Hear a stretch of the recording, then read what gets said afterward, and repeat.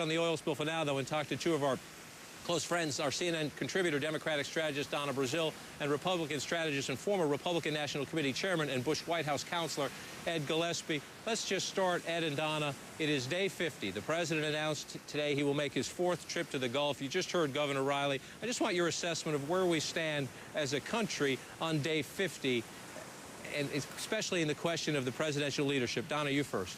Well, first of all, John, you heard Governor Riley talk about that he has more equipment today to try to prevent the oil from coming ashore. I know the White House is rapidly trying to get to those governors more boomers, more skimmers, working with Thad Allen, working with Lisa Jackson. They're trying to make sure that we preserve those beaches as well as contain that oil spill. So I think the White House is right on track to try to give the governors finally what they've been requesting for the last couple of weeks. Ed, before you jump in, I want you to listen to this, because some would say this is a sign of either a mixed message or an evolving message from the president. It goes back a little bit of time to when we had some very tough words from the Interior Secretary, Ken Salazar. Then it seemed like the president was trying to get us back to calmer language. And then, let's listen. So our job is basically to keep the boot on the neck of British Petroleum to carry out the responsibilities that they have both under the law and contractually to move forward and to stop this spill. I would say that we don't need to use language like that. What we need is actions that make sure that BP is being held accountable. I don't sit around just talking to experts because this is a college seminar. We talk to these folks because they potentially have the best answers, so I know who's asked to kick. Ed, you've been around a president in the Oval Office at a time of crisis and great challenge. Why is the president's language shifting in that direction? Well, John, I think that he's trying to share the frustration and the anger that is being felt by so many voters. I think he clearly is frustrated himself by seeing the images that we see on the TV screen.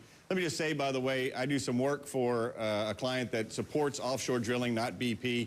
It doesn't affect my point of view of what the president here. I'm more informed by my time at the White House. And I think what we're seeing in this president is someone who is visibly trying to demonstrate to the voters that he shares their frustration and their anger.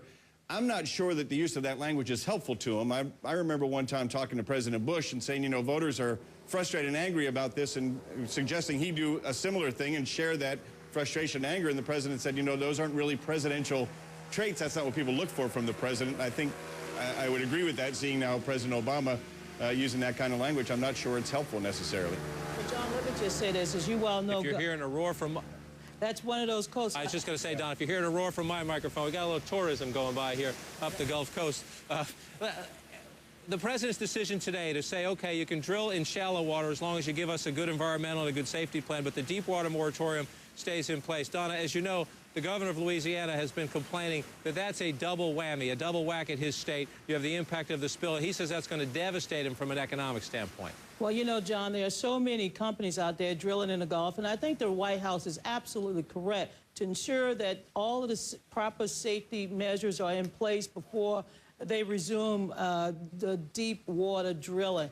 As you well know, 4 of the wells out there in the Gulf are owned by BP or co-owned by BP. And I think the White House is absolutely right. They're going to expedite some of the requests for drilling, but they're going to do it safely to ensure that this never happens again. We don't know what happened. And before we start drilling again in those deep waters, I think we owe it to the people of the Gulf, all 14 million residents, to do it safely. I don't think there's any disagreement there, Take us John. back in this... Yeah. Good.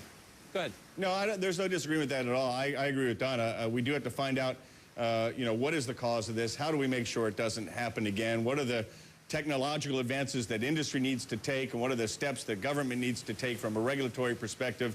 What are the lessons learned here to make sure that we can continue to produce domestically safely and protect the environment and lives as well? Sea life. Ed Gillespie, Donna Brazile, we appreciate your help and your insights tonight. All right, Ed and Donna, thanks so much. We'll get back to you on another day.